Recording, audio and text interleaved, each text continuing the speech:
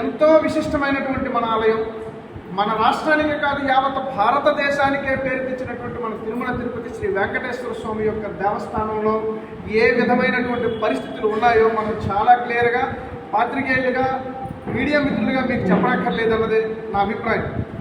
కానీ ఇలాంటి దురాగతమైనటువంటి చర్యల పట్ల హిందువులు ఏ విధమైనటువంటి స్టాండ్ తీసుకోగలుగుతున్నారు, లేదా దీనిపైన హిందువులు ఏమైనా అడగగలుగుతున్నారా, అడిగినా సరైన సమాధానాలు అసలు వ్యవస్థలు ప్రభుత్వాలు చెప్తా ఉన్నాయా అంటే లేదని నేను నిష్కర్షగా నేను చెప్తున్నాను. లేదు, తెలియజేయట్లేదు, చెప్పట్లేదు.